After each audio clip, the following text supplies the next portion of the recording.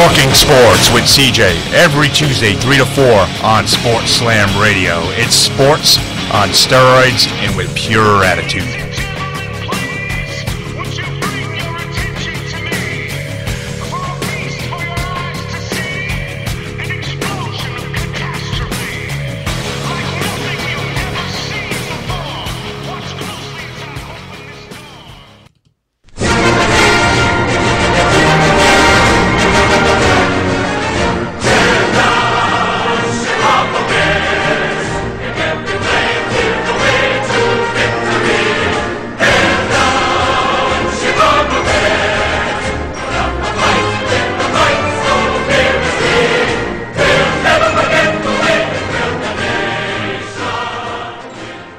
Good evening to everybody, and welcome to Talking Sports with CJ and Fonz on this September 26th night, 2012 on SportsSlamRadio.com. We got an exciting show ahead of us tonight.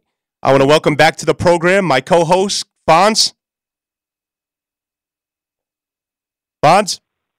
Yep. Hey. What's going on? What's going on, man? How was your weekend? It was all right, but Patriots lost. Now, we lost 2 games by 3 points, so... Yeah, you guys got hosed, but one good news, looks like the refs are going to be back possibly Sunday. The deals are in the works, and finally, just finally. I mean, I'm happy the Packers got screwed Monday night, but enough's enough. We need the regular refs back, not the Foot Locker refs, you know? It's all speculation right now, though. Nothing's official yet. I just think they have to do this. These games are getting out of hand. The refs are not getting any calls right. It's just bad. I mean, it's ruining the integrity of the game. Joe Flacco said it right. It's ruining the integrity of the game. But when the president tweets on it, you know something's got to get done. Yeah, I won't talk about politics, but he should be worrying about other things but the NFL.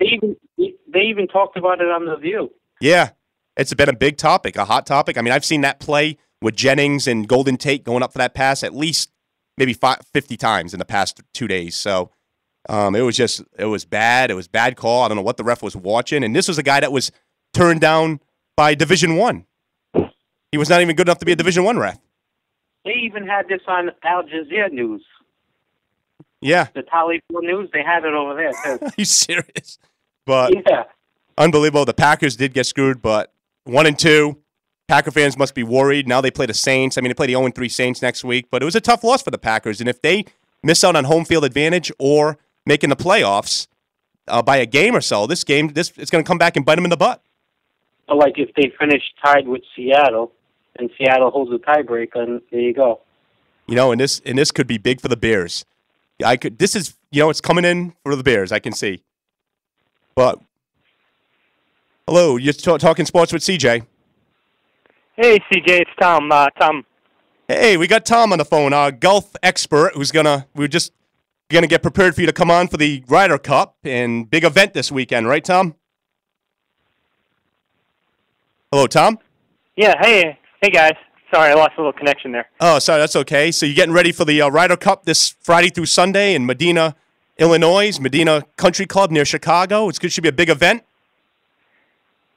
Yeah, it's going to be a great event. I'm looking forward to the Ryder Cup. It's been an unbelievable end of the year this year with golf over the past month, and with the FedEx Cup, which just ended. And I think it's only going to get better with this Ryder Cup. I think this is a very evenly matched Ryder Cup coming up here. Yeah, it's going to be a good one, and I want to get right into this, Tom. And we're talking about first with Rory McIlroy. You know, he's had a pretty amazing month. Oh, yeah. Huge, big topic, but a big topic of conversation has been Greg Norman's comments, as you know, about Tiger Woods, saying he's intimidated by Rory McIlroy, which made me laugh. But back to the question, do you agree with Norman? And do you think the torch has been passed from Tiger to Rory?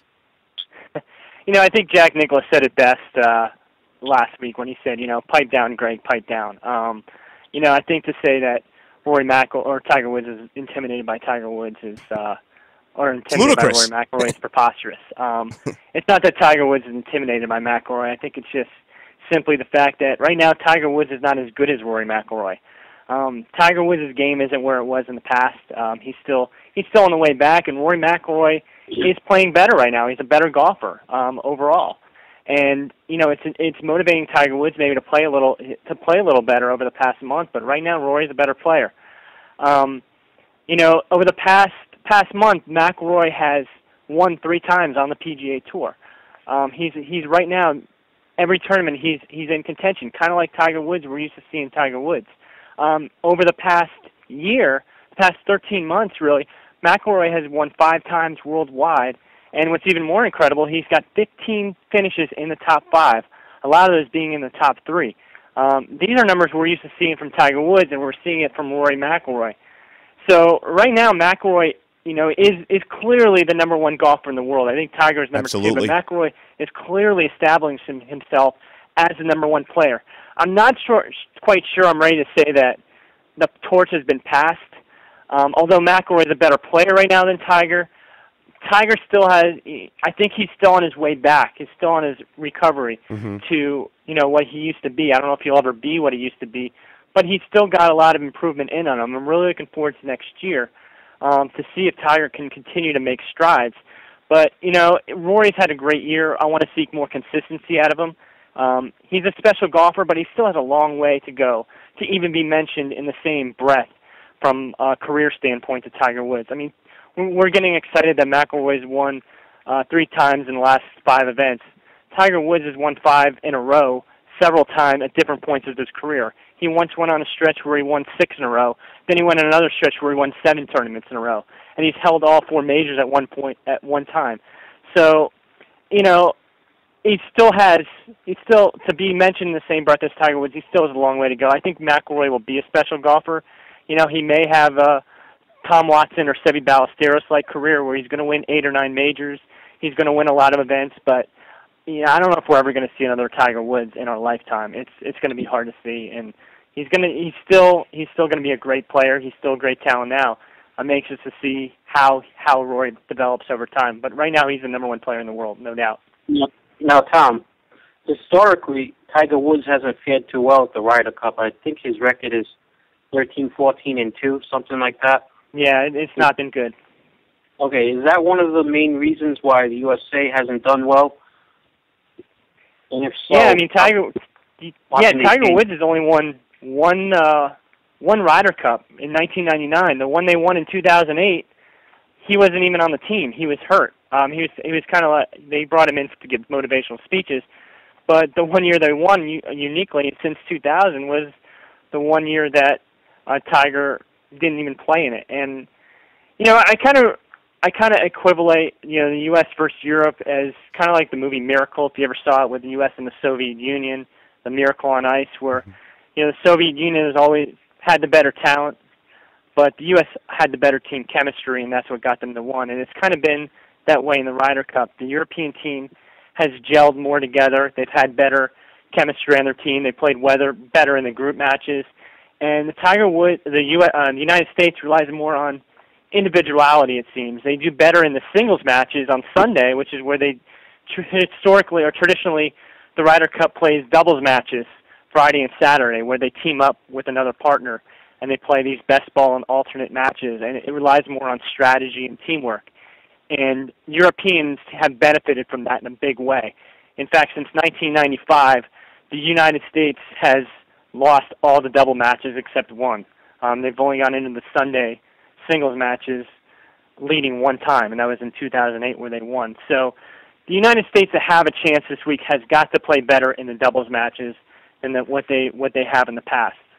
The European team has really improved with this too as well in talent, with Rory McIlroy, Luke Donald getting better, Graham McDowell.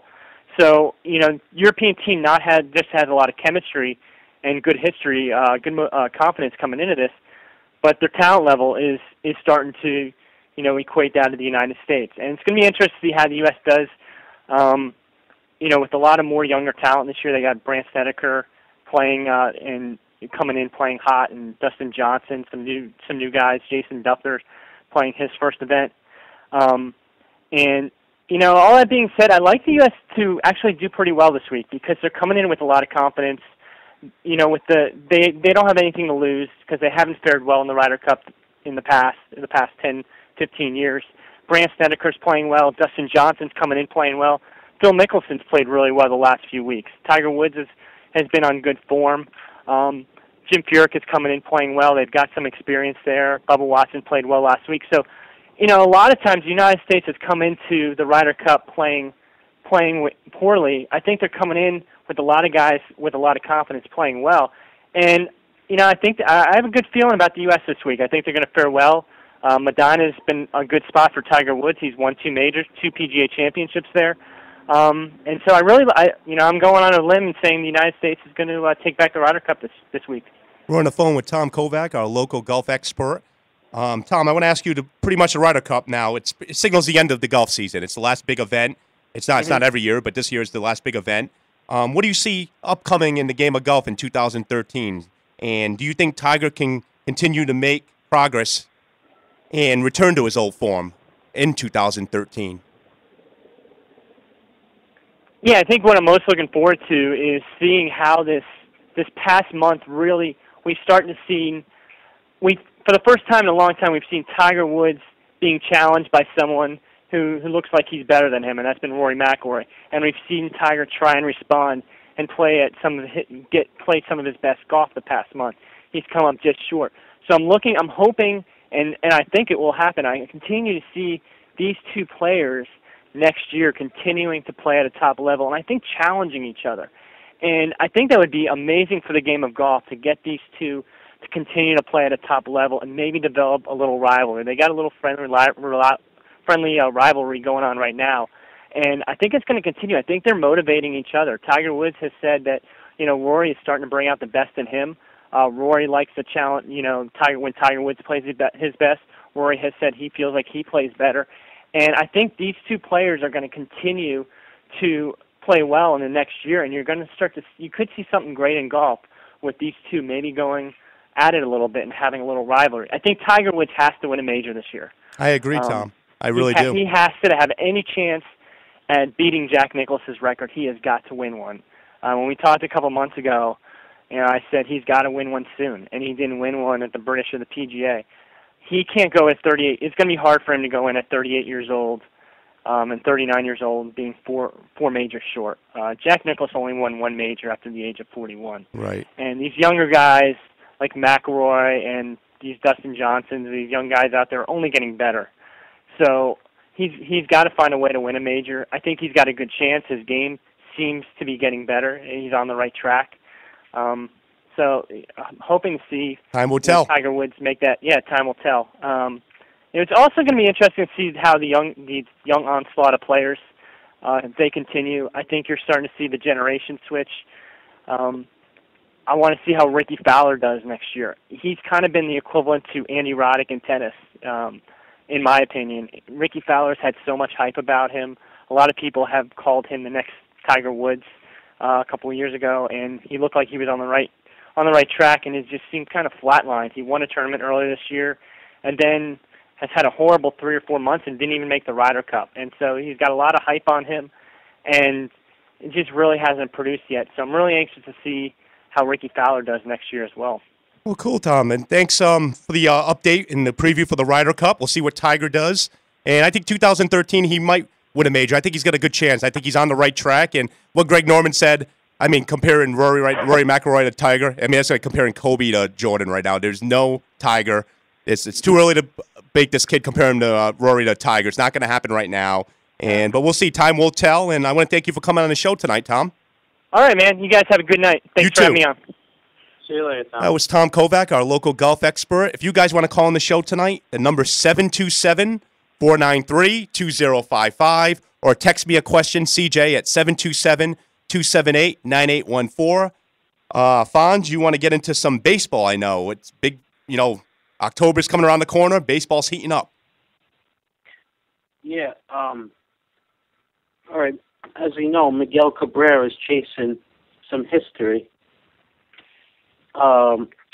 He's chasing the Triple Crown, the MVP, and he's trying to get the Tigers into the playoffs.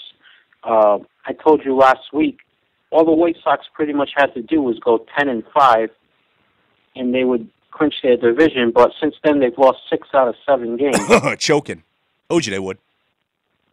Yeah, exactly. But now, you know the last time somebody won the Triple Crown? Hal Yastrzemski, 1967. Yes. There you go. For you Red Sox fans. Not only that, though, since then, nobody has even won two. Nobody has even led their leagues in 2 out of the 3 categories, and second in the last category. Like Cabrera leads in RBIs and average right now, and he's second in home runs. Mm-hmm. And if he finishes like that, no one's even come that close. So this is pretty historic grounds he's walking on, and he only trails Josh Hamilton in home runs, who came back and took the lead. So I'm going to ask you now, because there's a lot of MVP talk. If the Tigers don't make the playoffs, do you still see him winning the MVP if he wins a Triple Crown or he gets 2 out of 3? Absolutely. Haven't had a Triple Crown winner since 1967. This guy's knocking on the door. He's batting .357 in September, 9 home runs. Mike Trout, the other candidate for the MVP, is only batting .267 in September. Miguel's carried this team on the brink of a division title. He made a move to third base this year to accommodate Prince Fielder. He's only got 13 errors for a guy that's just moved to third base, which is not bad. It's not great, but it's not bad. Miguel Cabrera is the Tigers, and he definitely, like Ron Gardenhire said over the weekend for the Twins manager, the Miguel Cabrera should be the MVP, and no question about it. I mean, there's not even a debate. He is the MVP this season. Yeah, I think he will be. I don't know if he's going to hold on. He'll hold on to the average and the RBI title, but I don't think he's going to do it and beat Hamilton to win all 3 categories. No, that's hard. I mean, they're talking 1967. I mean, that's a big feat, to accomplish this feat, and I don't think it's going to happen. I mean, it could. Not only that, if he does pull it off, he's going to lead all 3 categories in the majors, not just the American League.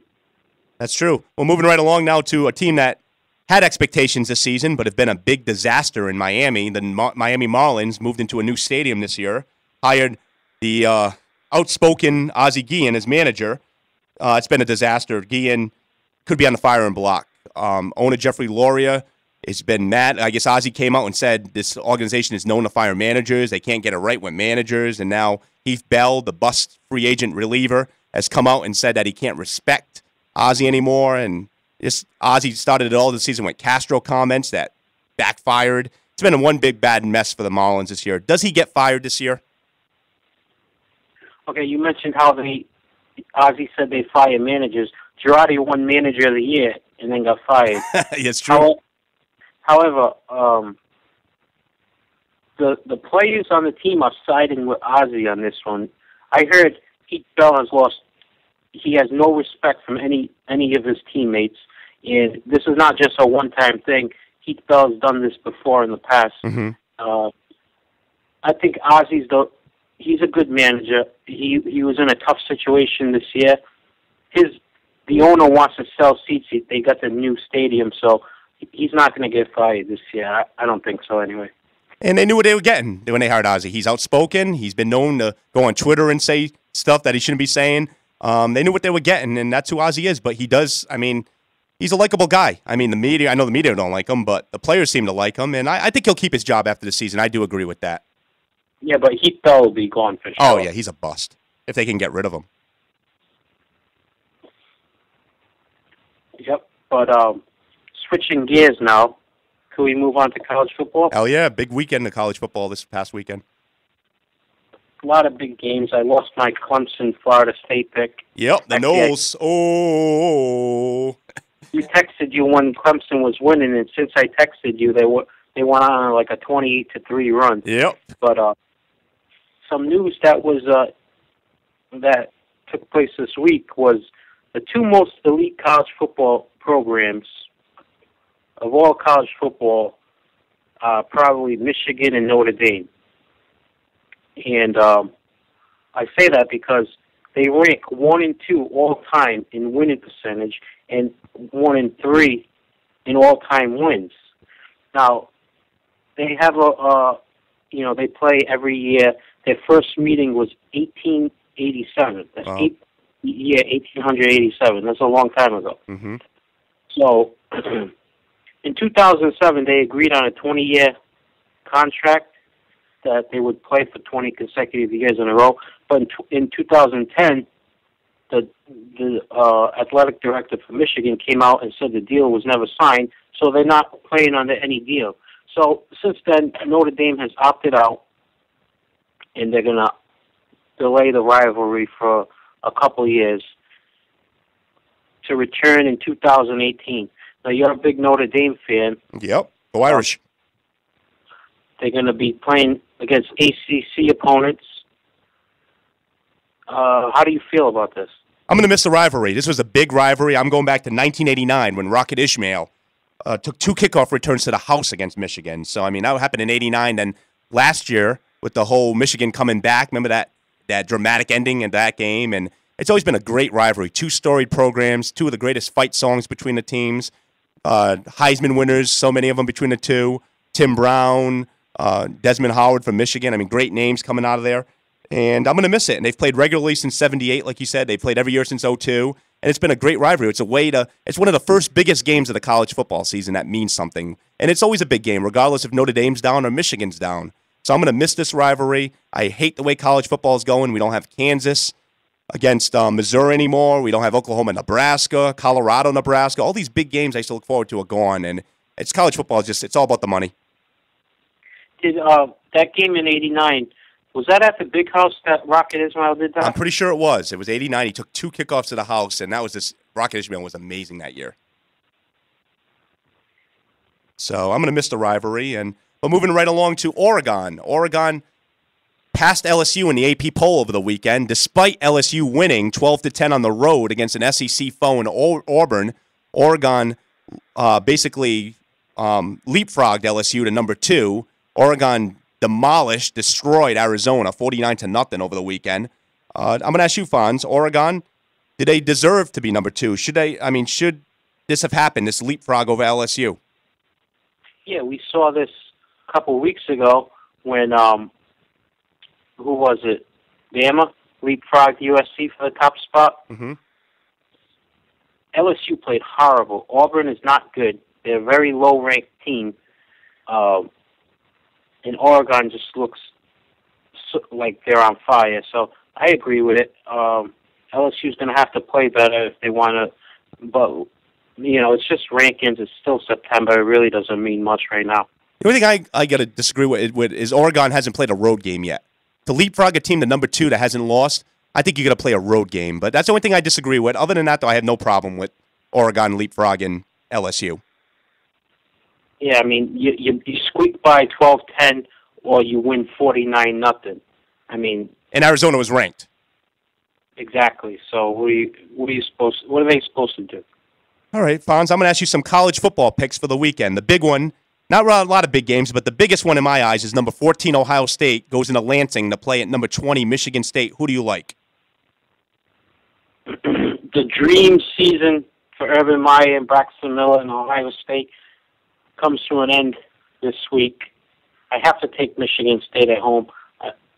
I don't know. Ohio State's been playing on the edge the last couple of games, so it catches up with them this week. Michigan State by a touchdown. Ohio State's allowing 400 yards a game. Le'Veon Bell, the running back for Michigan State, is averaging 153 yards rushing a game. He's been a beast. Michigan State wins this game. Ohio State, no more undefeated season. Tennessee at Georgia.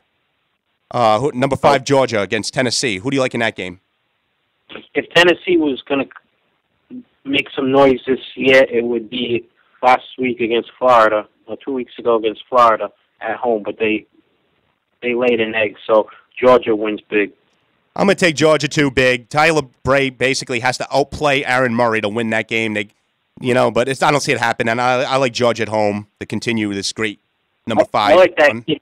I like that kid Gurley, not that Gurley kid. That kid named Gurley. All right, and the last game I want to ask you about, Florida State, number 4, goes into USF right here in Tampa to play the USF Bulls. USF coming off a disappointing loss to Ball State. Is this going to be ugly? Adeno's going to come in here and totally dismantle this USF team? No. You know why? Because now that I picked Clemson to beat Florida State, I have to pick against Florida State every week now because I don't want them to run the table. But their schedule is so damn easy until the last 2 tough games are Virginia Tech and Florida.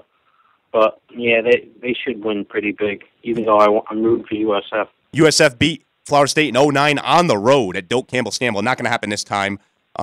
Chris Thompson, the combo of Chris Thompson and James Wilder Jr., too much for USF. I see an ugly game at Raymond James Stadium on Saturday. Moving along now to the big boys, the NFL. Bonds, we talked about your Patriots losing some questionable calls. We saw the Packers-Seahawks ending, as we talked about. We saw the pass interference call on Devin McCourty, 39, 52 seconds left. That was big against New England. What was the worst referee job of the two games? Okay, I watched every play of both games. And in the Patriots-Ravens game, they called 24 penalties. The NFL average for the past couple of years has been 13 per game. But of those 24 penalties that they called, an NFL record, 13 of those penalties went for first downs. So, by far, that game was officiated worse. 14 of the 24 penalties were on the Patriots. And like I said, a total of 13 went for first down. Over and over again, they kept continuing the drives of the Ravens, keeping them in the game. The Patriots should have ran away with this game, but, I mean, you saw Belichick, he just boiled over. He went after the ref. It was real ugly. Patriots lost 2 games by 3 points. I'm just very frustrated in this whole situation. I'm going to choose the Seahawks game. Number one, the play cost the Packers. It cost them the game. And the play that people aren't talking about is the roughing the passer against Eric Walden of the Packers when he took down Russell Wilson, which turned out to be an interception that was nullified. So, that interception happens, game's over. We won't even be talking about the Golden Tate play. So that was a questionable call, and then, of course, the touchdown. What are they calling it in Green Bay right now? The inaccurate reception, I'm hearing. I'm saying Green Bay. Hail Mary. But I'm choosing Patriots. Ravens had some bad calls, but I'm still choosing Packers Seahawks. It cost Green Bay the game. Yeah, but NFL record 13 penalties for first downs. I know. Without these penalties, the Ravens don't score and they don't win the game. I'm just saying the roughing the passer and the touch that it should have been an interception by Jennings in the end zone. Well, it wasn't, and the NFL came out and agreed with it. But you can debate that forever. But you brought up the Seahawks, who went to 2-1 now. That NFC West, they're stacked. Got the Cardinals at 3-0, 49ers and Seahawks 2-1. The Rams are even playing better with Jeff Fisher at 1-2. Is that the new black and blue division where you got to bring your A game every week? Oh, definitely. Seattle's a physical team, big secondary. Their guys are averaging 6'3" in height in the secondary for Seattle. Their defensive line is stacked. Chris Clemens had 4 sacks. The rookie Bruce Irvin, is a beast.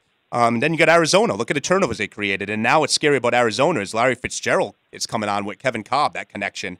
49ers will still win that division, but it's going to be interesting. Don't count out Seattle and Arizona. I mean, they're going to be dangerous teams down the stretch.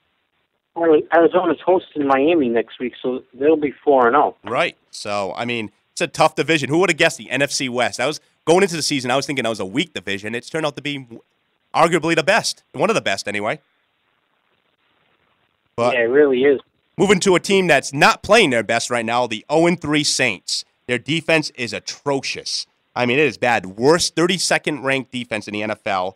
They're letting teams rush 215 yards a game against them. They've given up a total of 477 total yards a game. Jamal Charles ran for 233 against them over the weekend for the Chiefs. Saints blew a 24-6 lead against the Chiefs. Just embarrassing. Does this team have any chance of making the playoffs this year, especially with Green Bay lurking next week on the road? All right. Well, let me tell you this.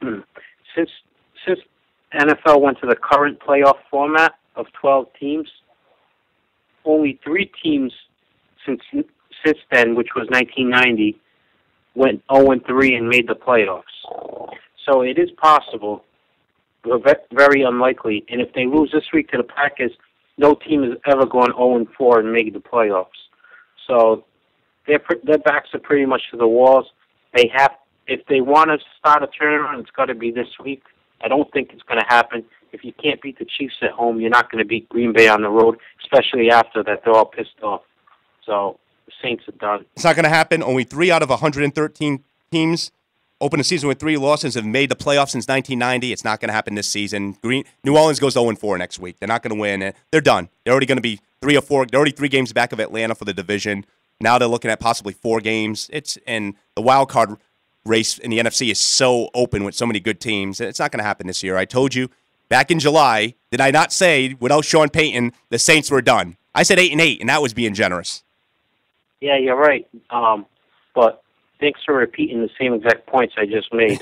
I had to get them out there again, the Saints fans, because I knew Saints fans were still predicting that Sean Payton, without him being on sideline, was going to make a difference. It wasn't going to happen.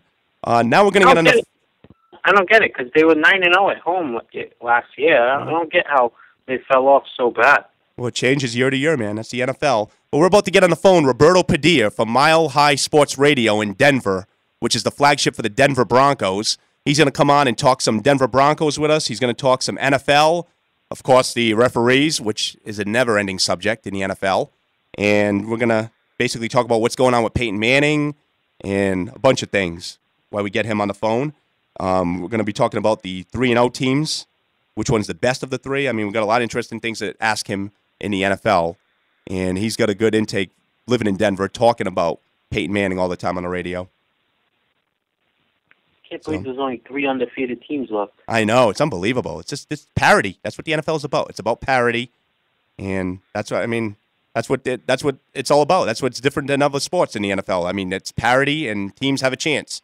You can be 3-13 one season and be 13-3 the next season. I mean, we've seen that happen in the past. The 99 Rams were bad one year, and then Super Bowl champs the next. So it's just how the NFL is, and that's the way it's always going to be, I think, as long as and I enjoy it that way. I mean, baseball gets boring with all the, every year seeing the Yankees good and all the same teams, but NFL's different.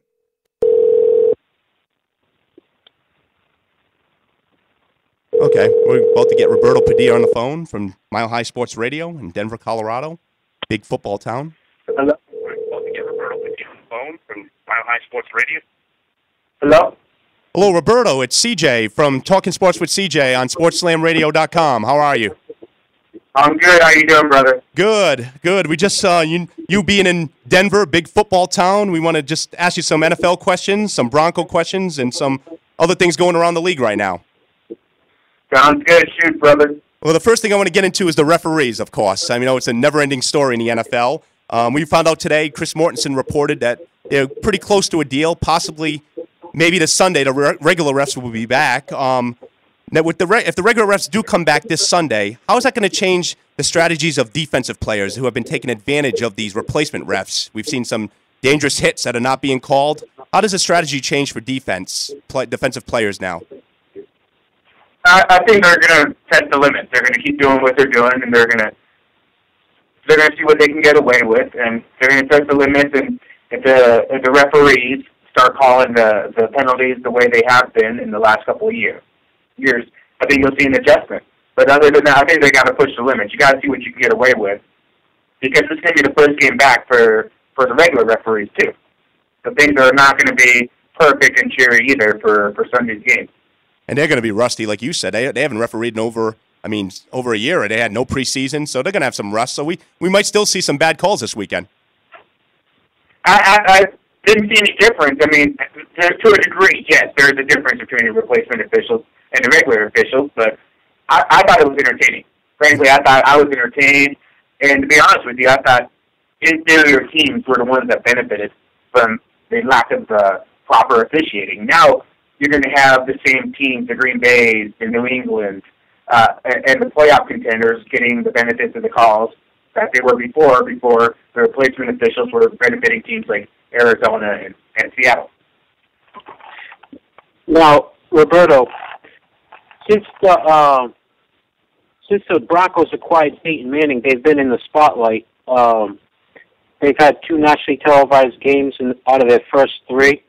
They started out 1-2. What's the feeling of the fans there in Denver? Are they starting to worry, or do they understand what's going on? Right now, there's no panic. They're 1-2, yes, with 2 losses against 2 teams that are undefeated, Houston and Atlanta. Some have picked them those two teams actually go to the Super Bowl. Peyton Manning said it himself, he's still a work in progress. I mean, if anybody in Denver thought that they were automatically going to be getting their ticket to New Orleans for the Super Bowl, then they're crazy. But 1 and 2, yes, it's disappointing. You lose that game to Houston at home. Denver's had their struggles the last couple of years at Petco Field, and for some reason, it's carried over from last year. The Broncos just struggled the first 3 quarters and seemed to get it clicking in the fourth quarter, and unfortunately, the last 2 weeks just hasn't worked out for the Broncos. But this week is rivalry week here. Peyton Manning's first rivalry game with the Denver Broncos. So it'll be interesting to see how he comes out, see what happens with the Broncos running game if Willis McGahee can't go. But this is going to be the litmus test. This is a must-win for the Broncos here this week. No way you can start 1 and 3 and expect to make the playoffs. So are they still, if they win this week, are they still the favorite to win the division? I'd say they're the favorite to win the division. Kansas City did have an impressive win in New Orleans, although New Orleans is 0-3 and very one-sided on the football. San Diego they're coached by North Turner, so there's enough said there with San Diego. Although Philip Rivers does seem to have Peyton Manning's number, but still the feeling is that the Broncos are the overwhelming favorite to win the AFC West. And then, of course, like you said, you have the hated Raiders coming in. That's going to be a big game. And I mean, I predicted the Broncos were going to win the division going into the season. I didn't agree with Peter King putting them in the Super Bowl. I mean, that kind of sounded a little outlandish at the time.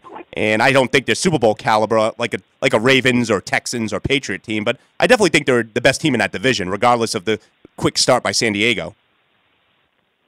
Well, definitely. And the AFC West is one of the weaker divisions in the NFL right now.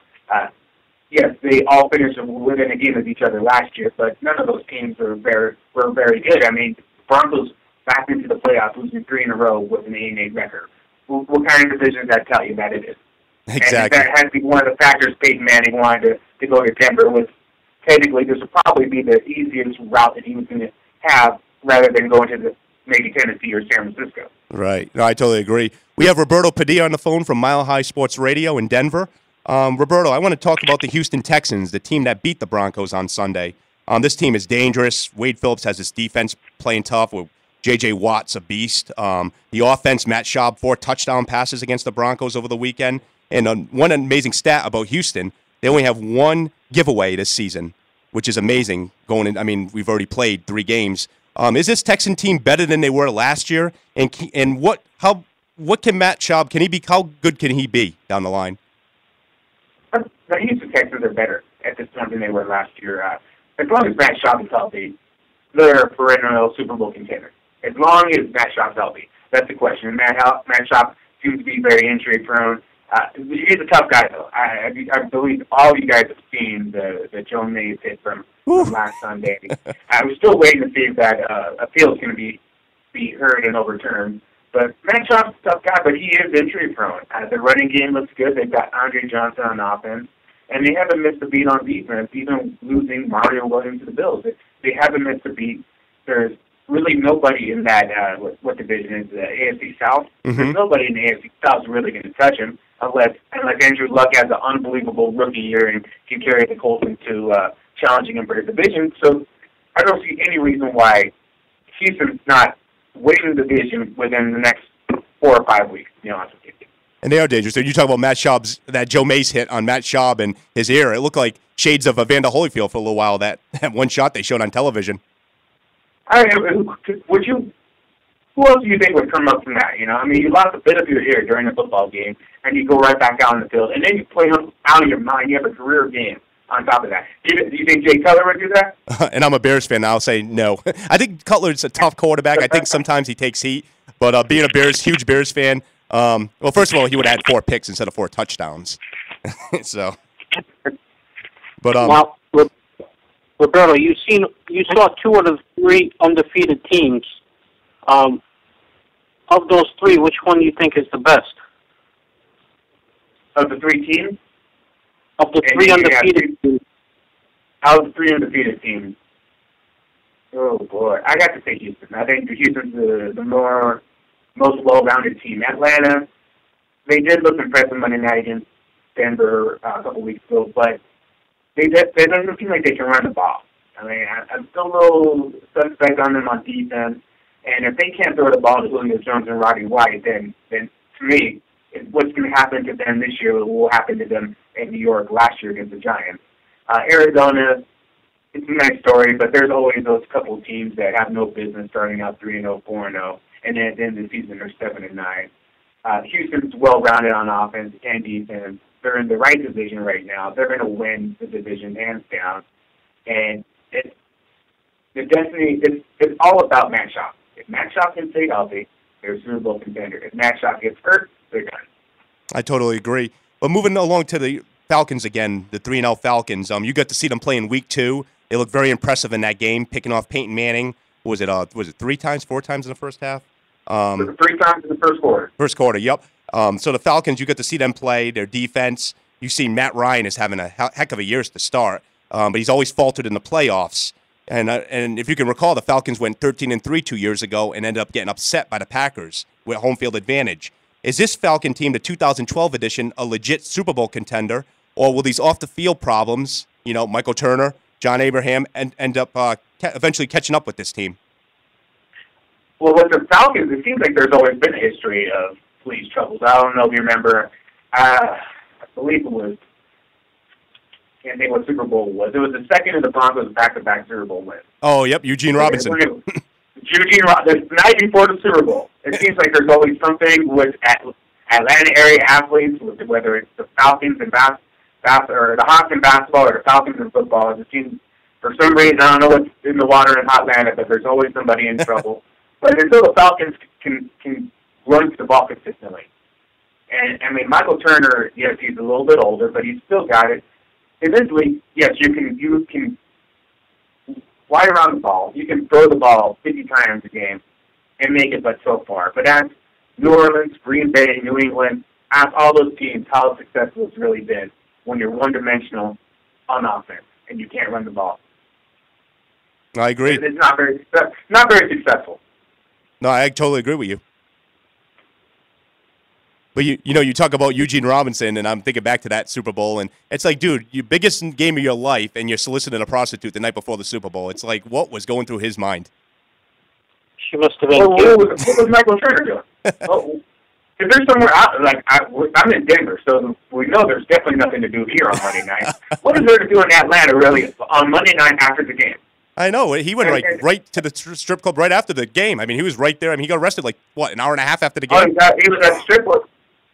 He was at a strip club on the Monday night after the game. Oh, my. And how come he doesn't have a driver? Exactly. You're making that much money. Millions of dollars. Millions of dollars. You're too cheap to catch a cab. That's so great. That's so true. We got Roberto Padilla on the phone from Mile High Sports Radio. Before I let you go, Roberto, I just want to ask you, I'm a big Bears fan. Monday night, they go into Dallas to play the Cowboys. Who do you see winning this game?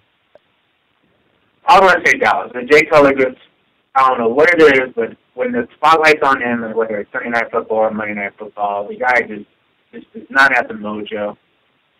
Dallas' defense isn't much to shout about, but just Cutler just does not do well in the spotlight under the lights of Monday Night Football, Sunday Night Football, Thursday Night. It doesn't matter. Whenever it's a nationally televised game, poor guy just stinks up the joint. Does he throw more picks this game, or does he more shoves to Jamarcus Webb in this game? It's going to be more picks. I don't know if Matt Forte's playing. Is he still out? Or? Forte is that they've been trying out running backs. They tried out Ryan Grant yesterday. They're bringing in Jacob Hester today. So I don't know if Forte's going to be ready. He's trying to, but it's hard to say. So they got Michael Bush in. So they're going to go with Michael Bush at running back. So he's going to try to throw the ball 50 times. He'll probably have 3 picks. Yeah, and it's a big game for both teams. I mean, 2 quarterbacks, Romo and Cutler, who are always taking heats. They're always been called inconsistent quarterbacks, and they're going head-to-head Monday night. So we'll have to see what happens, and we'll have to see what happens with your Broncos at home against the Raiders on Sunday. And that would be a good game. And the last game I did want to talk about, because I understand you guys are in Tampa, right? Yep, Tampa Bay. You guys are in Tampa. I am a diehard Washington Redskins fan. Oh, they're coming in here Sunday. So the people on Tampa Bay better believe that RG3 will be coming to play. I mean, the Redskins can't stop anybody on defense. So Tampa Bay, Josh Freeman will probably have a field day, throw for 500 yards, get 5 touchdowns. But somehow RG3 is going to pull out the victory. Yeah, it's going to be a good game. And, Freeman's taking heat here about is he a franchise quarterback? I mean, he went 6 of 20 last game, 100 and something yards. That's not going to get it done. They got a good rookie in Doug Martin. They're saying, Garrett Blunt's probably going to get more carries this Sunday. But the Bucks, I mean, it's going to be a big game for both teams. I mean, the two teams are 1-2, and a loss for the to one of the teams is going to be devastating in this playoff race in the NFC. You're definitely right, but it is interesting. It's good. It's a great week 3, and there's so many teams. Think about it. Drew Brees is 0-3. Peyton Manning, Tom Brady, and Aaron Rodgers all have one victory each. Who would have guessed it? Talk about parity. Talk about parity in the league. And Kevin Cobb's 3-0. Who would have guessed that back in August? Well, we want to thank you for coming on, Roberto. All right, thanks for having me. Anytime, guys. Yeah, we'll definitely have you again when we get towards the middle end of the season. Talk some more Bronco football with you, and you have a great night. All right, you too, guys. So, Fonz, what do you think this Sunday, Bucks-Redskins? It's going to be a good game. I think Washington should win that game. I predicted the fall of Josh Freeman this year. And you had people calling in and texting bad things, but hey, just say what I see, No, you hit the nail on the head. You were right about Freeman so far, and I don't know why I always believe the guy is going to be a franchise quarterback. I mean, if you put him on a different team, if you put him on an Arizona or a team with a really good defense that he just has to control the game, That's put him what on Baltimore, who said he can't be like a Joe Flacco type. I agree. It's all about where you are. Before we get into our picks, I want to ask you, Fonz, your boy Bill Belichick fined $50,000. Too much of a fine? I know he's owned up to it now. He apologized, but too much of a fine for that? Whatever he did, grab the referee's arm or whatever? Yeah, no, that's about right. I mean, can't do that. However, I was listening to an interview by, you remember the longtime ref, Red Cashin? Yeah. He said in an interview that the NFL referees are trained to stop and listen to what the coaches have to say, and they have to explain to the coaches. Wow. I didn't hear that. So, yeah. You would know better than me, right? But Belichick was right, as usual. All right. While we're waiting to get Joe on the phone, we're going to get into our picks in a little while. And, Fonz, looking at the games for Week 4, which games are intriguing you? Week 4? Well, let me tell you, it's a must-win for New England. I was just going to say that. At Buffalo, big game. They're 1-2. They're going to Buffalo, who's 2-1. They lost there last season. Yep, that game cost me in fantasy football. But I think Fred Jackson may come back, but Spiller's out. If not, Tashad Choice is going to be the number 1 back. So that's going to help New England. I think Carolina is in a spot too where they almost have to win. Going to Atlanta though, that's going to be tough. Yeah, a lot of pressure. Now there was in the Carolina newspapers there was a drawing sketch of Cam Newton. You know how he does the Superman pose? Oh yeah. So he had the shirt ripped open, and underneath was a Hello Kitty T-shirt. I didn't hear. In Carolina, so. One thing I want to say about Atlanta, though, going back to the Falcons, after they play Carolina, they play Washington, and I'm trying to think the next game after that. It was another game where it's winnable, so they could have a 6-0 start. I'm trying to think. It was Washington, and I can't remember the other team they're playing. But, yeah, they could easily have a 6-0 start, the Atlanta Falcons. Oh, and the other big game is Giants at Philadelphia. Yep. Oh, that's a big one. Yeah, all the heat between LaShawn McCoy calling, what do you call it, Ulsi Omanai, whatever he pronounced his last name. He called him a ballerina or something. I mean, McCoy, and that's going back and forth the trash talk. Yeah, ballerina in the Giants uniform. He called him the 4th best defensive end on the Giants, too. That was another thing. So that's a big rivalry. I like the NFC East rivalries. Cowboys, Redskins, Eagles, Giants, Eagles, Cowboys. I mean, it's always good battles in the NFC East. Well, what about San Fran going to the Jets? Yeah. Well, if we don't get Joe on in a minute, we're going to start the picks without him tonight because we're running out of time in this final segment. If anyone wants to call the program tonight, you can call us at 727-493-2055. Here's Joe now. Hello, Joe? Joe? Yes, this is him. What's taking you so long? What are you? Jeez, we're waiting for you. What are We're you growing guys beards over sweating here. without me? I'm running the campaign over here. I was on the phone. Yeah, Payne. This is pick. Yeah, This I'm is a running pick for, segment. school committee over here. I'm not going to talk about that photo you had on Facebook today. I'm going to keep to myself on the air. I showed Joe, Fonz. was that enhanced photo, or that was really you? That's really me. It's pretty authentic, huh? Jeez. You didn't stuff your shirt with nothing? No, that was 24 pounds ago. So I'm down to a slim 240 now. I thought you were a Boy Scout in the photo. That's what I asked you in the photo, and you said you were a dude from Up. That's amazing. All right, we're moving along to Week 4 picks. We were all terrible this week. I went 5-11. Bonds went 5-11. Joe went 7-9. It was just we were pitiful. On the season, I lead the pack with 25-23 record. Bonds is 23-25, 2 back, and Joe's 22-26, 3 back. We're all don't anybody listen to the show. Don't take our facts to these games right away until we start winning again, because we've been awful this year. Worst season ever picking for me so far. These games have been so unpredictable. I'm under 500. Yeah, so you better get it going. So I'm going to move right along now. We're down to the final segment. So first game, Carolina at Atlanta. Who do you guys like? I'm going Falcons at home. They go 4-0. Bonds?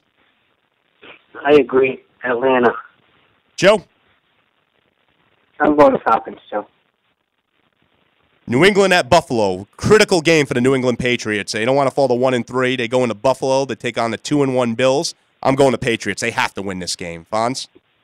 Yeah, I probably won't pick against the Patriots again the rest of the season, so Patriots. Joe? Yeah, I don't know who's going to be at running back for the Bills. I feel safe going Patriots here. And Minnesota goes into Detroit. The surprise story, the 2-1 Vikings going into the 1-2 Lions. I don't know what Stafford's status is for Detroit, but I'm still taking the Lions at home. I still not believing in the Vikings. I know it's early. I know they've had a great start, but I'm taking the Lions at home. Fonz? Detroit. Joe? I'm going the Vikings. Wow.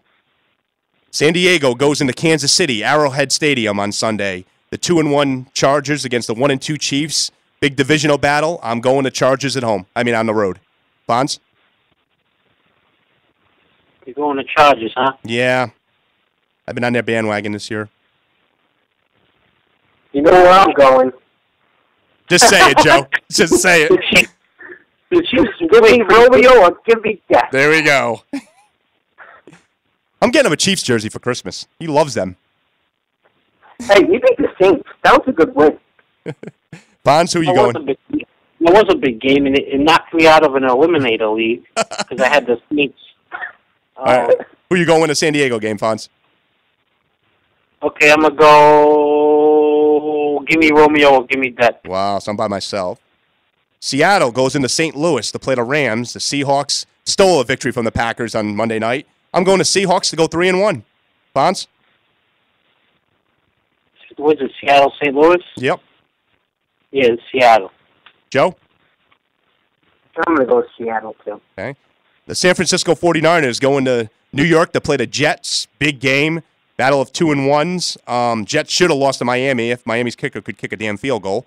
No Darrelle Revis for the Jets. I'm going to 49ers on the road to go 3-1. Bonds? I agree. 49ers, they're a better team. Joe? 49 is my other team. Okay. Tennessee goes into Houston to play the mighty 3-0 Texans. Houston's defense has looked amazing. J.J. Watt at end is just a beast. Like I said earlier, Houston, they're going to win this game at home. They'll be 4-0. Bonds? Bonds? Who's Houston playing? They're hosting Tennessee. Yeah, I got Houston as well. Joe? This is tempting, but I'm still going to take the Texans. Okay. Like we talked about with Roberto Padilla, Oakland at Denver, big game for the Broncos. Battle of 1 and 2s, always a heated rivalry. I'm going to Broncos at home to finally right this ship. Fonz? I thought it was in Oakland. No, it's in Denver. Okay, either way, I'm taking Denver. Okay. Joe? Me too, Denver. The Miami Dolphins going to Arizona to play that Arizona Cardinals 3-0 Kevin Cobb-led team. I got to go Arizona again at home. Go 4-0. Fonz? Yeah, let's ride the wave. Cardinals. Yep. What they call them? Joe? I picked them last week. I'll pick them again. I'm picking the Cardinals. What they call them in '08? The buzzsaw. Remember they were going through the playoffs? Everybody was calling them the buzzsaw. They're more than a buzzsaw this season so far. Cincinnati goes into Jacksonville. One of the lackluster games of the week. Despite the Bengals are 2-1, they go into Jacksonville, which will probably be blacked out in Jacksonville. I'm going to Bengals on the road. I'm always ripping Florida teams, I know, and I live here. But Fonz, who are you going? I'm going Bengals. Yeah, I love Cincinnati this season. Joe? Give me the Jags. Wow. The game that nobody would have guessed with these teams' records, the Saints 0-3 going to Green Bay to play the angry 1-2 Packers, which I hate to be the Saints this Sunday because the Packers are going to probably take out all aggression and frustrations on this Saints defense. Green Bay wins. Saints go to 0-4. I'm going to Pack at home. Fonz? All day, Green Bay. Joe? Yeah, I'm going to go to the Packers.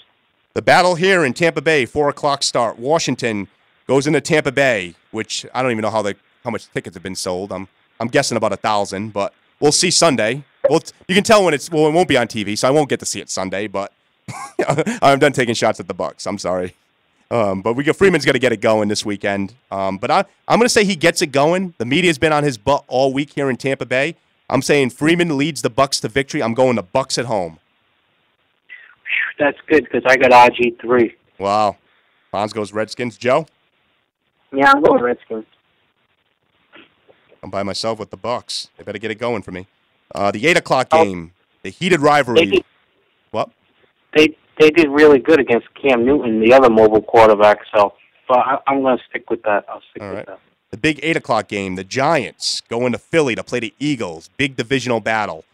Giants look so good without Hakeem Nicks on Thursday night. I'm going to go the Giants on the road. I'm just not sold on Michael Vick this season in that offensive line. Fonz? Is Nicks going to be playing in Bradshaw? Bradshaw's playing. I don't know about Nicks, but Bradshaw, they said today's playing. Yeah, I don't know. I think the Giants are a better team. You going to G-Men? It's in Philadelphia. They lost. They got their ass kicked against the Eagles. Giants got 10 days to prepare. They played. Yeah, I got to go Giants. G-Men? Joe? Yeah, I'm going the Giants. Wow, no one takes the Eagles. Oh, I guess we're giving up on that. The big Monday night game, I will be watching the Chicago Bears going to Dallas to play the Dallas Cowboys, the so-called self-proclaimed America's team in my eyes. I can't pick them against the Bears, and I know Cutler's probably going to play crappy on national TV. I can feel it, but I'm going the Bears on the road. Wow. I have to. I can't pick against the Bears. I don't think the Cowboys are that good. They should have lost to Tampa at home. I'm taking Chicago. Wow. Joe? I'm going with the Cowboys. You always pick against the Bears. Jerry Jones is going to start killing people if he doesn't start winning. So I'm giving the Cowboys. With his 100 shots of Botox in his face. Jerry Jones. All right, now the Thursday night game, the last game we'll talk about, which is going to probably be ugly. Cleveland at Baltimore. The Browns, this game's going to be ugly. Ravens defense is too much. It's going to be another boring Thursday night game. I go Ravens at home easily. Bonds? Baltimore. Joe? I'm excited to see Trent Richardson in prime time, and I'm going to go with the Browns. What? The Ravens are coming off a high right now. They just beat the Patriots, and you think they're going to lose to the Browns at all? They're riding high. I'm telling you, there's a close, it's a divisional game. It's going to be a close one, and the Browns are going to pull it out. Joe, were you drinking during your campaign tonight? Give me the Browns. Okay. Bonds? Where's the game? Is the game in Cleveland at least? No, it's in Baltimore. Oh, my God, Joe. Give him a chance to take it back. We got a minute and a half left in the show. If anyone wants to call in, the number is 727-493-2055. You can text me a question at 727-278-9814. Next week, by the way, Fonz, we have on Steve Lott, boxing historian, who Mike Tyson lived with this guy for 3 years. He's coming on the show next week, Steve Lott. I'm sure he'll have some great stories. Oh, Tyson's always a great topic. Mike Tyson's always a great topic. I love listening to, just watching him fight, and I'm sure we're going to have some good stories to ask him. And he knows him better than anybody. He lived with the guy for 3 years. I wonder what when Tyson was young. Yeah, it was earlier in their career when he was like, and this guy, Steve Lott, also, I believe, had something to do with Vinny Paz, too, who we're going to have in the show in October. Yeah, I love boxing. I hope it makes a comeback, Me too. So, but, Mayweather Pacquiao is going to happen. Yeah, finally. They need that. They need that to happen for boxing to compete with UFC at any level. They need this fight to happen. We're down to 20 more seconds. Something else you guys want to finish with, Fonz? Give me Romeo or give me Death. Joe? He took my line. How about vote for Agresti? Well, you guys. Give me Trent. Give me Trent. All right. Well, Give me Trent. You guys have a great night. This is Talking Sports with CJ. We'll see you all next week with Steve Lott.